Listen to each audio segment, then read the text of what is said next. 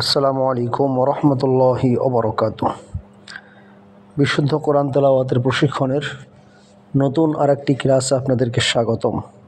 আমরা ধারাবাহিকভাবে সূরা ইয়াসিনের 29 নম্বর আয়াত পর্যন্ত গত ক্লাসে শেষ করেছি। আমরা এখন 30 নম্বর আয়াত থেকে আজকের এই ক্লাসে আমরা শুরু করব ইনশাআল্লাহ। কন্টিনিউ আমাদের সাথে যুক্ত হবেন যাতে করে প্রত্যেকটি ক্লাসে আপনি অংশগ্রহণ করতে পারেন এবং ধারাবাহিকভাবে আপনি শিখতে পারেন। আপনার পড়াগুলো যেন ঠিক হয়ে যায়, শুদ্ধ হয়ে যায়। আল্লাহ রাব্বুল আলামিন তৌফিক দান করুন, আমিন। নিজে পড়ুন এবং অপরকে পড়ার জন্য সহযোগিতা করুন। আমাদের লিংক অন্যদেরকে জানিয়ে দিন যাতে করে আপনার একটু মেধার কারণে বা একটু পরিশ্রমের কারণে আরেকটি ভাই বা কিংবা বোন সেও শুদ্ধভাবে কোরআনকে পড়তে পারে। তাহলে আসুন আমরা আমাদের মূল ক্লাসে চলে যাচ্ছি। আউযু বিল্লাহি মিনাশ শাইতানির রাজীম।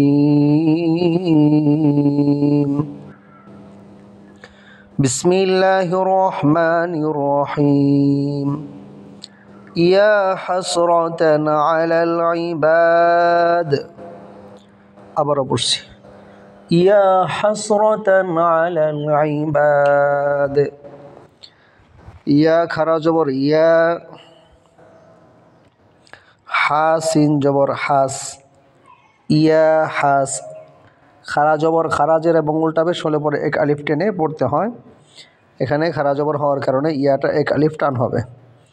ইয়া হাস, র জবর র, ইয়া হাস র। তা দুই জবর তান, ইয়া হাস র তান। আলাল, আইন জবর আ, আইন লাম জবর আল, আলাল ইবাদ। আইন জের ই বা আলিফ জবর বা, দাল জের দি ইবা দিছিল অক্ফ হওয়ার কারণে ইবাদ হবে এবং বাটা এক আলিফ টান হবে, কারণ জবরের পরে খালি আলিফ এসেছে। জবরের পরে যদি খালি আলিফ হয় এক আলিফ টেনে পড়তে হয়, তাহলে উচ্চারণটা হবে ইবাদ। পুরা অংশের উচ্চারণ হবে ইয়া হাসরাতান আলাল ইবাদ।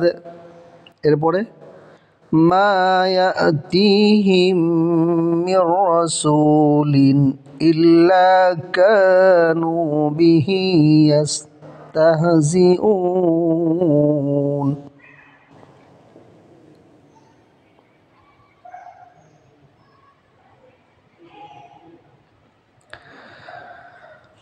মা ইয়াতিহিম মির রাসূলিন ইল্লা কানু বিহি ইস্তাহজিউন।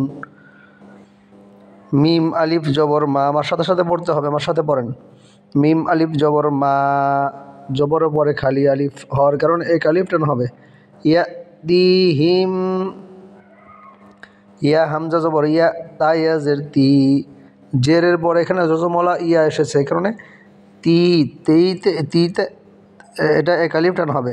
তা ইয়া জের তি, মা ইয়া তি। হা গিয়ে মিমকে ধরবে, দ্বিতীয় মিমকে ধরবে, দ্বিতীয় মিমে তাসদিদ থাকার কারণে। মা ইয়া তি, হা মিম জের হিম, মা ইয়া তি হিম। এই মিম গিয়ে আবার রকে ধরবে, মিম র জের মির, র জবর র, মির র। সিন ওয়াও পেশ, সু লাম দুই জের লিন। পেশের পরে জজমওয়ালা ওয়াও হওয়ার কারণে এক আলিফ টান হবে। মূলত জবরের পরে খালি আলিফ, জেরের পরে জজমওয়ালা ইয়া এবং পেশের পরে যদি জজমওয়ালা ওয়াও হয় এক আলিফ করে টেনে পড়তে হয়, তাহলে রসু লাম দুই জের লিন, রসুলিন। তাহলে মা ইয়াতিহিম মির রাসূলিন ইল্লা, হামজা লাম জের ইল্লা, আলিফ জবর লা, ইল্লা কানু বিহি, কাফ আলিফ জবর কা, নুন ও পেশ নু, কানু। বাজের বি, হা খারাজের হি, বিহি। খারা জবর খারাজের উল্টাবে শোলে পরে এক আলিফ টান হবে এবং কা এখানে টান হবে, নু এখানে টান হবে, কারণ জবর পরে খালি আলিফ, পেশের পরে জজমওয়ালা ওয়াও। তাহলে ইল্লা কানু বিহি ইস্তাহজিউন। ইয়াসিন জবর ইয়াস্তা, হা জবর তাহ ইয়াস্তাহ, জা জের জি, ইয়াস্তাহ জি, হামজা ওয়াও পেশ উ, পেশের পরে জজমালা ওয়াও আসছে, হ্যাঁ ইয়াস্তাহ জি উন, এবং নুনটা অক্ফ হওয়ার কারণে এখানে সাকিন হবে। এখানে খেয়াল রাখতে হবে, এখানে যে অক্ফ হয়েছে, এই যে এখানে যদি মদের হরফের পরের হরফে অক্ফ হয়, মনে রাখবেন এটা, মদের হরফের পরের হরফে যদি অক্ফ হয় তাহলে সেক্ষেত্রে 3 আলিফ টেনে পড়তে হবে। এখানে মদের হরফ ওয়াও, তারপরের হরফ হলো নুন, তাহলে মদের হরফের পরের হরফে অক্ফ হওয়ার কারণে 3 আলিফ টেনে পড়তে হবে। তাহলে উচ্চারণটা হবে ইস্তাহজিউন ইল্লা কানু বিহি ইস্তাহজিউন। পুরো অংশই এখান থেকে যে এই পর্যন্ত ধরেন, মা ইয়াতিহিম মির রাসূলিন ইল্লা কানু বিহি ইস্তাহজিউন। আবারও পড়ছি, আমার সাথে পড়েন, মা ইয়াতিহিম মির রাসূলিন ইল্লা কানু বিহি ইস্তাহজিউন। এরপরের আয়াত, আলাম ইয়ারাউ কাম আহলাকনা ক্বাবলাহুম মিনাল কুরুনি। আবার বলছি, আলাম ইয়ারাউ কাম আহলাকনা ক্বাবলাহুম মিনাল কুরুনি।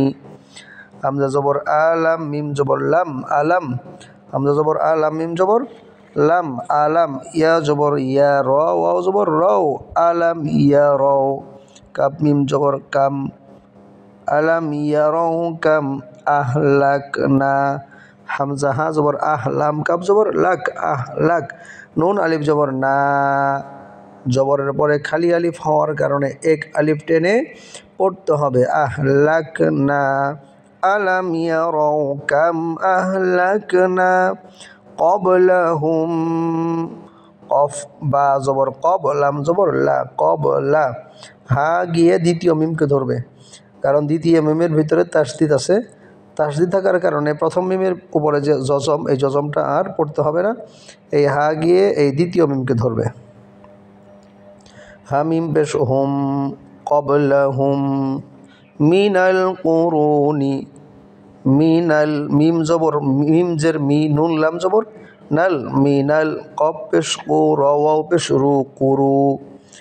এখানে র এর ভিতরে পেশের পরে কি এসেছে, যজমালা ওয়াও এসেছে, এই কারণে যজমালা ওয়াও হওয়ার কারণে এখানে 1 আলিফ টেনে পড়তে হবে। একটু আগে সূত্র বললাম, জবরের পরে খালি আলিফ, পেশের পরে যজমালা ওয়াও, জেরের পরে যজমালা ইয়া, যদি হয় 1 আলিফ টেনে পড়তে হয়। তাহলে মিনাল কুরুনি ক্বাবলাহুম মিনাল কুরুনি, আবারও বলছি, ক্বাবলাহুম মিনাল কুরুনি আন্নাহুম ইলাইহিম লা ইয়ারজিউন, আন্নাহুম ইলাইহিম লা ইয়ারজিউন। আমার সাথে পড়েন, আন্নাহুম ইলাইহিম লা ইয়ারজিউন। হামজা নুন জবর আন, নুন জবর না, আন্না, হামিম পেশ হুম, আন্নাহুম। এখানে গুন্না হবে 1 আলিফ, কারণ জবরের পরে হরকতের বামে নুনে অথবা মিমে যদি তাসদিদ হয় তাহলে 1 আলিফ পরিমাণ গুন্না করে পড়তে হয়। এখানে আলিফের উপর জবর, এর পরে নুনের ভিতরে তাসদিদ, এখানে 1 আলিফ পরিমাণ গুন্না করে পড়তে হবে। আন্নাহুম ইলাইহিম, হামজা জের ইলাম, ইয়া জবর লাই, ইলাই, হামিম জের হিম, ইলাইহিম, লা ইয়ারজিউন, লাম আলিফ জবর লা, 1 আলিফ টান হবে কারণ জবরের পরে খালি আলিফ, লা, ইয়া র জবর ইয়ারু, লা ইয়ার, জিম জের জি, লা ইয়ারজি, আইন ওয়াও পেশ উ, নুন জবর না। এখানে এই যে এখানে মদের হরফ 3টা বললাম একটু আগে, যে মদের হরফের পরের হরফে যদি অক্ফ হয় তাহলে 3 আলিফ টেনে পড়তে হয়। তাহলে এখানে ওয়াও এর পরে নুনের ভিতরে ওয়াকফ হওয়ার কারণে এখানে 3 আলিফ টেনে পড়তে হবে। লা ইয়ারজিউন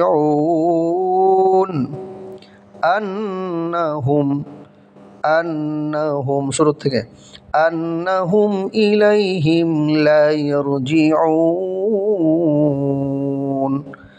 এরপরের আয়াত দেখেন, وَإِن كُلٌّ لَّمَّا جَمِيعٌ لَّدَيْنَا مُحْضَرُونَ وَإِن كُلٌّ لَّمَّا جَمِيعٌ لَّدَيْنَا مُحْضَرُونَ। পড়েন আমার সাথে, আবারও পড়ছি। وَإِن كُلٌّ لَّمَّا جَمِيعٌ لَّدَيْنَا مُحْضَرُونَ।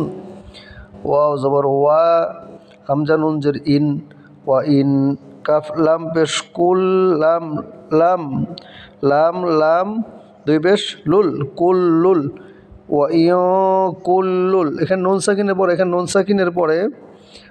সাকিনের পরে কাফ আসছে। কাফটা হলো ইকফার হরফ। ইকফার হরফ 15টা, তাসা জিমদাল জালজা সিন শিন সদ্দ তজ ফা কফ কাফ। এই নুন সাকিন বা তানবিনের পরে যদি ইকফার 15টি হরফের যে কোনো একটি হরফ আসে তাহলে নাকের ভিতরে লুকিয়ে গুণনা করে পড়তে হয়। তাহলে এখানে ওয়া ইয়া পড়েন, ওয়া ইয়া কুল্লুল, লাম মিম জবর লাম, মিম আলিফ জবর মা, লাম্মা। আবার পড়ছি, লাম মিম জবর লাম, মিম আলিফ জবর মা, লাম্মা। জামিউল, জিম জবর জা, মিম ইয়া জের মি, জামি, জেরের পরে জজমলা ইয়া, জামি আইন লাম দুই পেশ উল, জামিউল জামিউল। লাদাইনা, লাম জবর লা, দাল ইয়া জবর দাই, লাদাই, নুন আলিফ জবর না, লাদাইনা মুহদারুন। মিম হাফেশ মুহ, পড়েন, মিম হাফেশ মুহ, দদ জবর দ, মুহ দ, র ওয়াও পেশ রু, নুন জবর না, মুহদারুন ছিল অক্ফ হওয়ার কারণে মুহদারুন হবে, 3 আলিফ টান হবে। কেন? ওয়াওটা হলো মধ্যের হরফ, তারপরের হরফে অক্ফ হওয়ার কারণে 3 আলিফ টান হবে। তাহলে পুরো আয়াতটা কীভাবে হবে ধরেন, বলেন আমার সাথে, وَإِن كُلٌّ لَّمَّا جَمِيعٌ لَّدَيْنَا مُحْضَرُونَ। আবারও পড়ছি, وَإِن كُلٌّ لَّمَّا جَمِيعٌ لَّدَيْنَا مُحْضَرُونَ। তাহলে আমরা 32 নম্বর আয়াত পর্যন্ত আমাদের আজকের ক্লাসে আমরা শেষ করলাম। আমাদের সাথে প্রতিনিয়ত আপনারা যুক্ত হবেন এবং একে অপরকে আমাদের ক্লাসে যুক্ত হওয়ার জন্য উৎসাহিত করবেন। এবং যদি আমাদের সাউন্ড সিস্টেম বা অন্য কোনো প্রবলেম হয়ে থাকে কিংবা বুঝতে অসুবিধা হয়, ডিসক্রিপশন বক্সে আমাদের নাম্বার দেওয়া আছে, আমাদের নাম্বারে যোগাযোগ করবেন, সরাসরি আমার সাথে কথা বলবেন কোনো বিষয় না বুঝলে পরে বা কোনো প্রয়োজন হলে পরে। আল্লাহ রাব্বুল আলামিন আমাদেরকে বিশুদ্ধ কোরআন তেলাওয়াত পড়ার জন্য, শেখার জন্য এবং পড়ার জন্য তৌফিক দান করুন। এবং আপনাদের জন্য যে এই পরিশ্রম করছি, মেহনত করছি, আল্লাহ রাব্বুল আলামিন দুনিয়া এবং আখিরাতে এর জাযা খায়ের আমি সহ সকলকে দান করুন। আমিন। আসসালামু আলাইকুম ওয়া রাহমাতুল্লাহি ওয়া বারাকাতুহু।